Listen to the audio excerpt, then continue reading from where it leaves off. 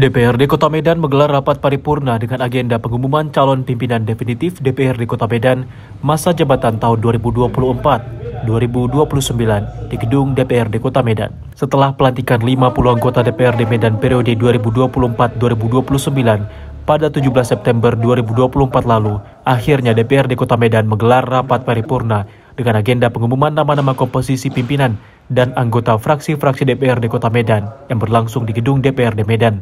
Pengumuman nama-nama anggota DPRD Kota Medan yang duduk pada kelompok kerja tim penyusun tata tertib DPRD Kota Medan dan pengumuman calon pimpinan definitif DPRD Kota Medan masa jabatan tahun 2024-2029. Sekretaris DPRD Kota Medan Muhammad Ali Sipahutar bertindak untuk membacakan susunan 4 pimpinan DPRD Kota Medan definitif tersebut. Adapun susunannya yakni Ketua DPRD Kota Medan Wong Chun Sen, Wakil Ketua 1 DPRD Kota Medan Rajudin Sagala, Wakil Ketua DPRD Kota Medan Zulkarnain, dan Wakil Ketua 3 DPRD Kota Medan Hadi Suhendra. Dari PDI Perjuangan sebagai Ketua DPRD Medan, Partai Besutan Megawati Soekarno Putri itu menunjuk nama Wong Chun Sen sebagai partai pemenang dan dapat jatah Ketua DPRD Kota Medan.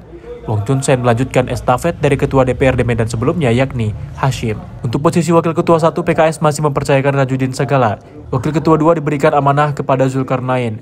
Wakil Ketua 3 merupakan milik Partai Golkar dan diberikan kepada pendatang baru Dapil Medan 2 yakni Hadi Suhendra. Ini kan baru diumumkan, jadi kita sambil setelah nanti kita kirim surat ke wali kota dan nanti setelah itu dikirim ke Sumut.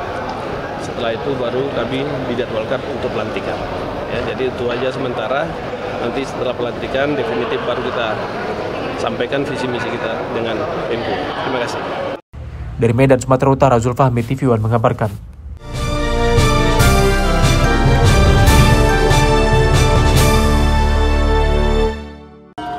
PJ Gubernur Sumatera Selatan bersama PJ Ketua TPPKK Sumatera Selatan hadiri perayaan HUT OKI ke-79 yang jatuh pada Jumat 11 Oktober 2024 yang diselenggarakan di gedung DPRD Ogan Komering Ilir. Kedatangan PJ Gubernur Sumatera Selatan Ellen Setiadi bersama rombongan disambut langsung oleh PJ Bupati Oki Asmar Wijaya dan diiringi dengan tari-tarian penyambutan. Ellen berharap di HUT OKI ke-79 jadi momentum untuk mewujudkan Kabupaten Oki jadi lebih baik dan lebih maju ke depannya. Ini sesungguhnya mengandung pesan bagi kita semua untuk selalu melakukan evaluasi atas semua kegiatan yang telah kita lakukan dan akan kita lakukan ke depan. Saya berharap kita semua dapat memaknai perjalanan yang panjang terbentuknya kabupaten ini, di mana Kabupaten Oki dibentuk 79 tahun yang lalu, tidak lama setelah kita merdeka. Tentunya pembentukan kabupaten yang ada di Indonesia setelah lahirnya bangsa Indonesia dipenuhi dengan semangat untuk memajukan dan mempertahankan NKRI kita. Dan tentulah semangat itu tetap mengalir sampai saat ini kepada kita semua. Rasa syukur atas terselenggaranya peringatan hari ini sebagai ungkapan rasa terima kasih kita kepada Allah Tuhan, Allah Subhanahu wa Ta'ala, Tuhan yang Maha Kuasa. Ellen mengatakan pada hari jadi OKI diwarnai dengan dilantiknya anggota DPRD Kabupaten Ogan Komering Ilir pada 24 September 2024 yang lalu, yang menampilkan berbagai wakil-wakil rakyat Ogan Komering Ilir. Peringatan hari jadi Kabupaten Oki ini diharapkan jadi momentum untuk mewujudkan Kabupaten Oki yang lebih baik lagi dan menjadi pesan bagi semua untuk mengevaluasi pencapaian yang dilakukan ke depannya. Dari Oki, Sumatera Selatan, Erda Suhaimi, TV One mengabarkan.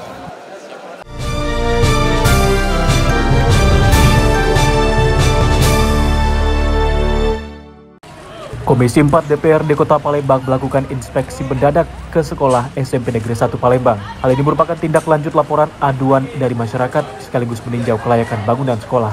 Menindaklanjuti tentang adanya laporan dari masyarakat tentang salah satu oknum guru yang diduga arogan dalam melaksanakan tugas sebagai pendidik.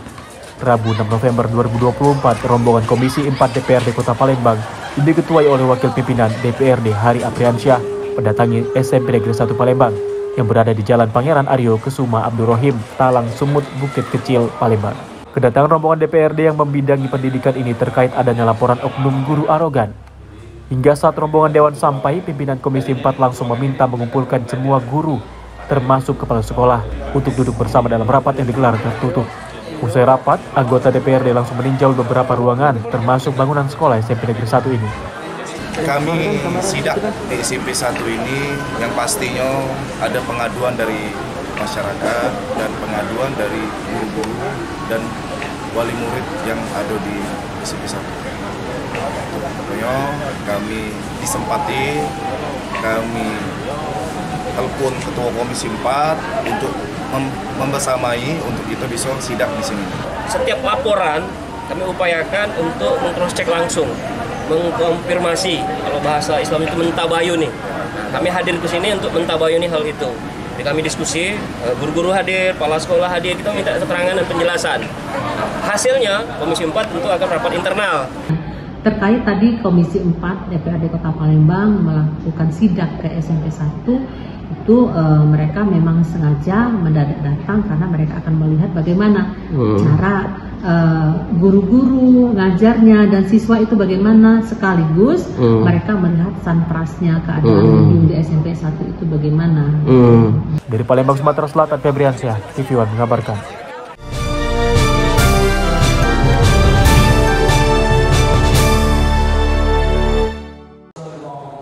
Dalam rangka merayakan HUT ke-67, Bank Sumsel Babel mempersembahkan serangkaian kegiatan yang bertujuan untuk memperkuat hubungan dengan masyarakat serta menumbuhkan semangat pelayanan.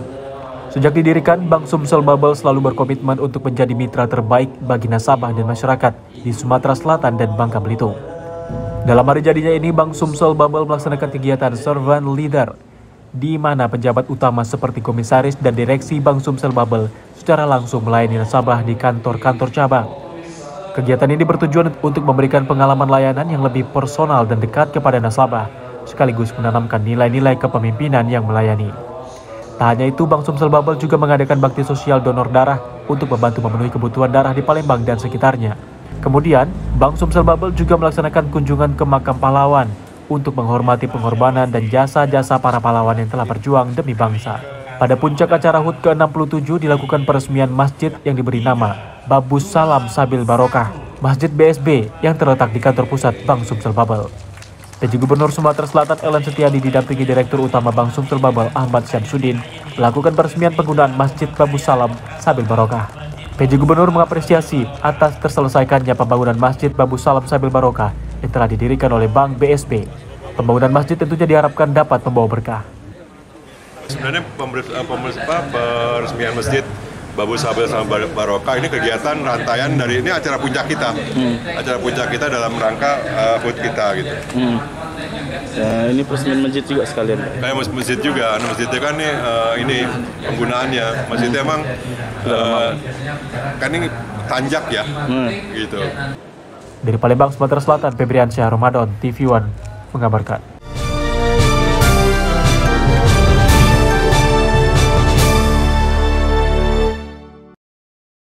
Dalam rangka penegakan hukum dan memberikan pelayanan prima kepada masyarakat, Kejaksaan Republik Indonesia terus berinovasi dengan melakukan berbagai terobosan. Salah satu terobosan penting yang kini sedang dilakukan oleh Kejaksaan melalui Wakil Kepala Kejaksaan Tinggi Kepri, Sufari, adalah proyek perubahan berupa pedoman keperdataan gugatan terhadap ahli waris tersangka maupun terdakwa kasus tindak pidana korupsi yang meninggal dunia.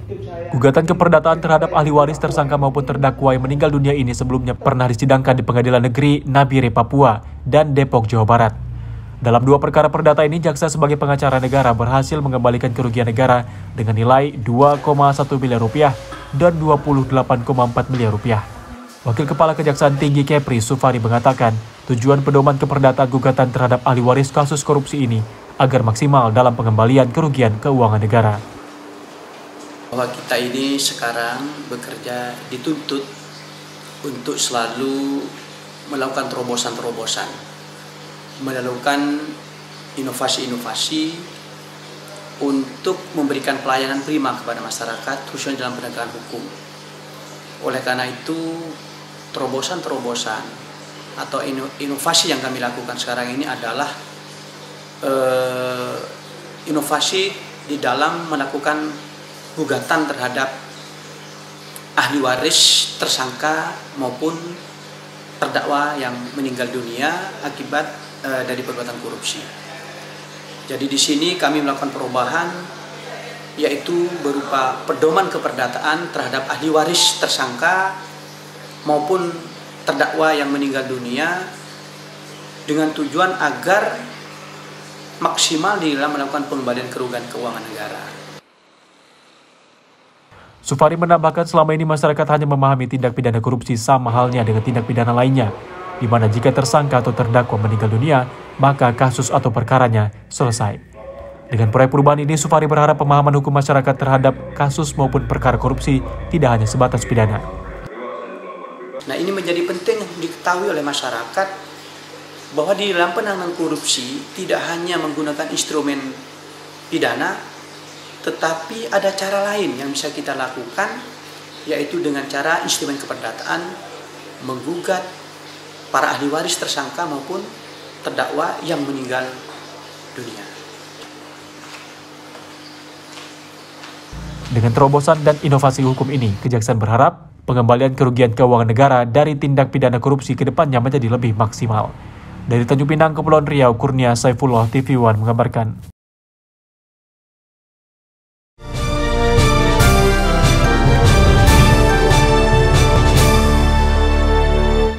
Pemirsa, hari ini acara hitanan Kemas Naufal Arwansyah, putra bungsu pasangan dari Bapak Uwan dan Ibu Ardina Ningsih yang dilaksanakan di Desa Bintialo, Kecamatan Batanghari Leko, Kabupaten Musi Banyuasin.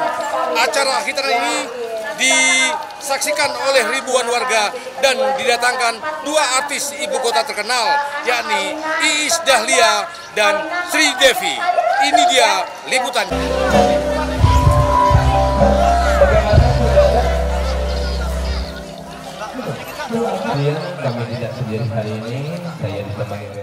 Inilah acara resepsi khitanan Kemas Naufal Arwansyah, anak pasangan Uwan dan Ardia Ningsih, yang digelar sangat meriah di Desa Bintialo, Kecamatan Batanghari Leko, Musi Banyuasin, Sumatera Selatan, Sabtu 9 November 2024. Resepsi khitanan ini dihadiri oleh ribuan tamu undangan yang datang dari berbagai penjuru di wilayah Musi Banyuasin. Iring-iringan keluarga besar terlihat sangat bahagia saat mengantarkan sang putra tercinta, Kemas Naufal Arwansyah, menuju singgasana kursi kerajaan yang didampingi oleh kedua orang tuanya serta kakek tercinta Safari dan neneknya. Suasana yang cukup meriah juga terlihat saat masuk ke dalam acara. Berbagai perhiasan serta tatanan bunga dan indah terlihat di berbagai sudut untuk memanjakan para tamu hadirin yang datang. Keluarga besar sangat bangga atas resepsi hajatan khitanan yang dilaksanakan sangat meriah, bahkan mendatangkan dua artis dangdut ibu kota, Sri Devi dan Iis Dahlia.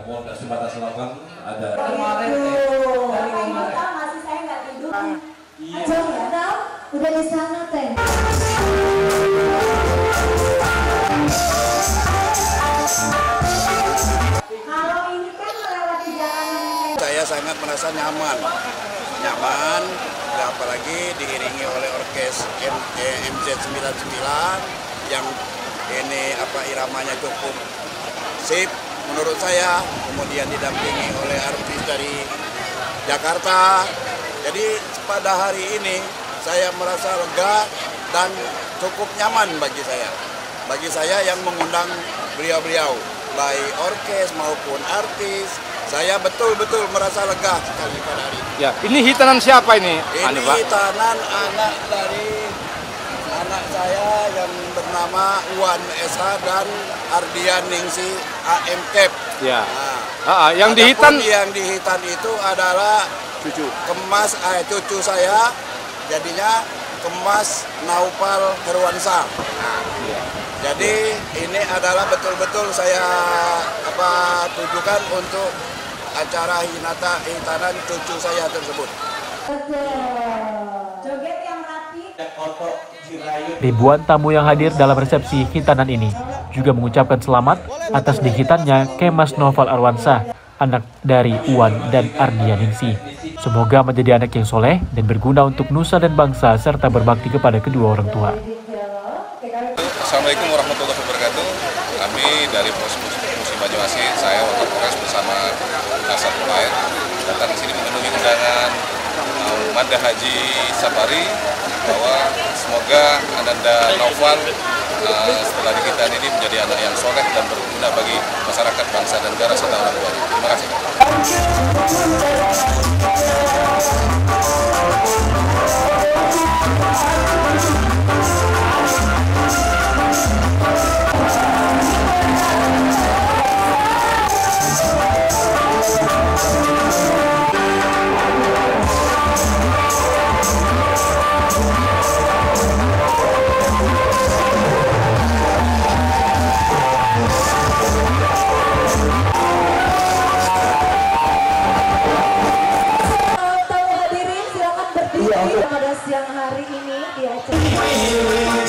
Suasana semakin hangat dan meriah saat kedua artis ibu kota Sri Devi dan Iis Dahlia naik panggung dan menyanyikan lagu-lagunya hingga membuat para hadirin terpukau.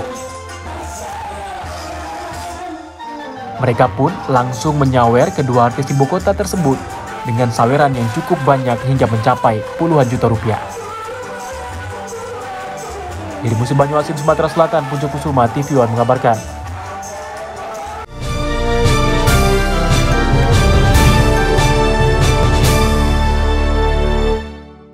Peringati Hari Pahlawan, masyarakat Karo Bersatu Indonesia menggelar deklarasi dan apel akbar di Jambur Milala, Kota Kabanjahe, Karo. Selain itu juga dilakukan ziarah ke makam pahlawan untuk mengenang dan menghargai jasa para pahlawan.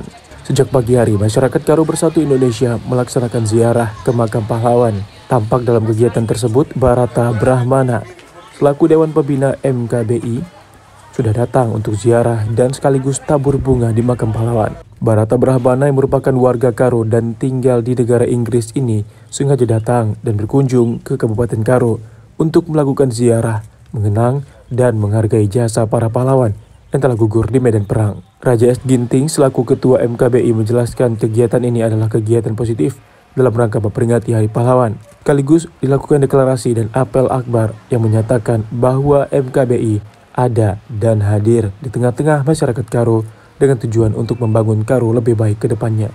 Kita hari ini satu dulu mengingat para pahlawan yang telah gugur, di mana ketepatan Hari Pahlawan 10 November. Ya, jadi dalam hal ini kita melanjutkan dengan acara budaya dan bagaimana sosok Abang Barata memberikan kata orang Karo pedah-pedah ya ajaran kepada masyarakat Karo sehingga bisa nanti interaktif dengan masyarakat Karo yang kita adakan di Jambur Milala. Usai dilakukan ziarah, kemudian rangkaian kegiatan lainnya yakni interaktif dengan masyarakat mengenai hal-hal positif, saran dan masukan yang akan menjadi langkah dan target dari MKBI untuk membangun tanah Karo lebih baik lagi.